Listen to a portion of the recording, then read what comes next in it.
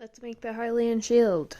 I got this from Google by searching for Hylian shield template. It gave me line art. You could probably search for Hylian shield line art as well.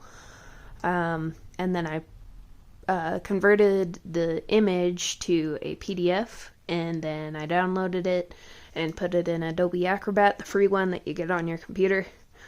And then when you go to the print, and in the print settings, you can change the settings to poster, and I just scaled this up 300%, and then it printed all of this out super nicely, so I can have a pre-made template that I didn't have to spend any money on. So we've drawn out the shape. This is 10mm foam. I have 2 sheets of this, and I'm going to stack them on top of each other after I cut this bit out. I'm cutting this out with a very sharp box cutter. I don't have a tripod at the moment. I have that squiggly one right over there.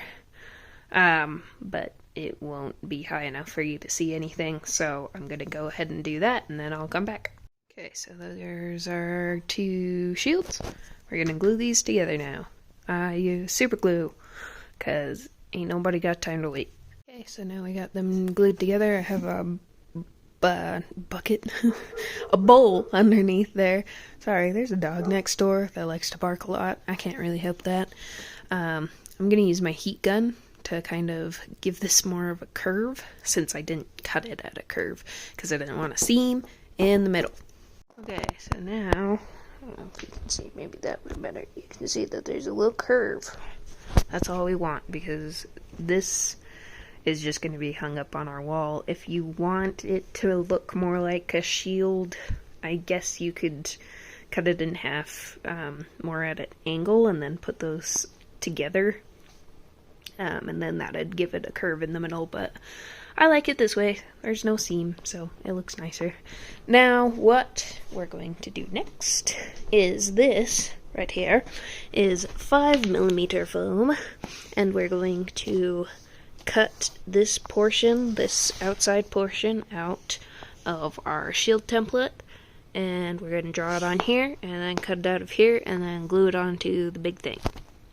Okay, so I used a box cutter to cut this all out in one piece, just because I like looking at that, and this is much easier to maneuver without a cut in it.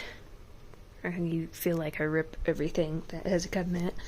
I also cut out the triangles that are in here, put them to the side so I can trace them and foam them later. So now we're going to trace this and cut it out. Okay, now it's all drawn out. Now we're just going to cut it out like we did the shield part. Right, now that it's all cut out, I'm just going to tack it down to the shield part. Okay, we got that glued down. The next thing we're doing is making the little spike things that go here. I debated it going in. I'm actually going to go out, so I'm using this project foam. I got this from Lowe's. It's like $5 per big old sheet. So I'm going to cut these out with a hot wire tool and then get them on here. Okay, so what I did is I took some more 10mm foam and shaved it down with my Dremel there. And yeah, easy peasy. I'm gonna tack these on, and then we'll move on to the interior design. Okay, on to the next thing. We're making these out of 10mm. These 3 things out of 10mm, and these out of 5. So I'm gonna do that. I'm gonna shape these and make them all pretty, get them on the thing before you come back. Alright, we got all of the pieces on and shaved and looking nice. So now I'm gonna use these dowels, these foam dowels. I just split them in half as the handles for the back. You're not gonna really see that, but yeah. And then we're gonna Mod Podge this all so it can be painted. Alright, we're Mod Podging now. I'll see you when we get to painting. Okay, this is as far as we got. It's kind of all based out, but really messy. It's just really cold up here because it's nighttime. So we'll pick this up again either tomorrow or the next day. But I think it's turning out pretty good so far. Okay, so it's been a while, like a month, since I last picked this up, I believe last time we were still painting it. It is painted and finished now. I used this to give it a nice, lovely little finish. But it is very shiny. You can also see this lovely texture here. I did that by putting that heat gun really close and letting the acrylic bubble up while it was still kind of wet. So now it has a little bit of texture, and that's everywhere. You can't really see in this light, unfortunately. It's also winter time, so that kind of sucks, but it's finished, so we're gonna do some cool little shots with it. Well, not cool, because I'm not a cool person. I'm gonna be holding it, and so you can get a better look at it.